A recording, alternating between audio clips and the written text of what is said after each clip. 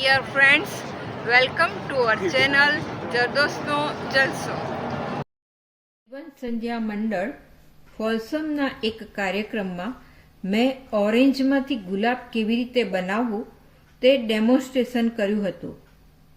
ઓરેન્જને જ્યારે છાલ ઉતારો છો ત્યારે તે છાલમાંથી એક રિફ્રેશિંગ સુગંધ આવતી હોય છે. તો તમે તે સાચવીને રાખો તો ઘણા લાંબા સમય સુધી ઇવન સુકાઈ જાય પછી પણ એ ખુશ્બુ આવતી હોય છે.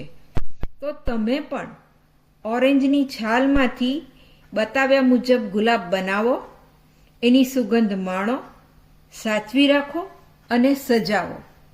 આ સિવાય તમે ટામેટાં, કાચી કેરી, પાકી કેરી અથવા લીંબુમાંથી પણ આ જ રીતે ગુલાબનું ફૂલ બનાવી શકો છો. એક ગુલાબ બનાવીએ છીએ તો કેવી રીતે બનાવવું તે હું તમને અહીંયા બતાવું છું. તમારે એનો નીચેનો ટોપનો પાર્ટ હોય ને ત્યાંથી નહીં પણ બીજી સાઈડથી તમારે ચાલુ કરવાનું.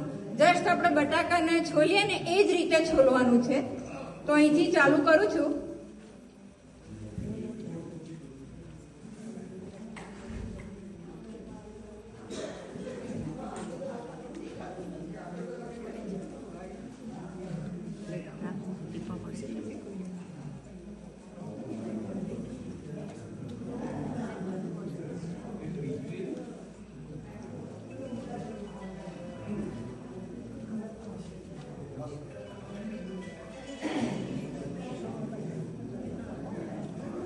આખી પીલ ઉતારવાની છે અને પછીથી નીચેનો જે પાર્ટ આવે ત્યાં આગળ તમારે આખું જ લઈ લેવાનું છે નીચેથી.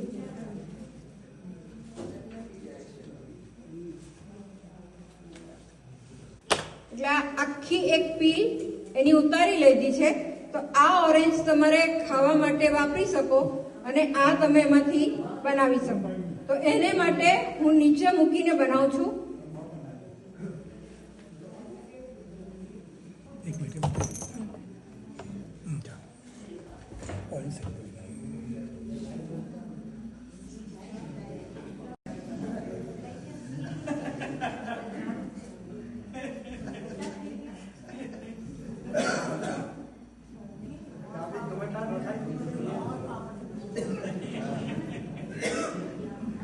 આ જો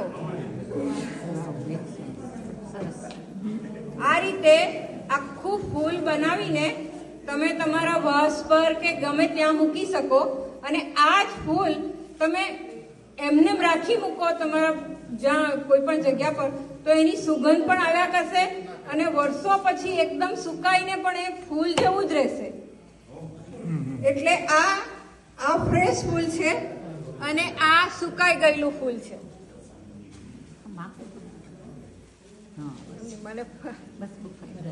બરાબર. તો આ રીતે તમે ઘરે બનાવી શકો.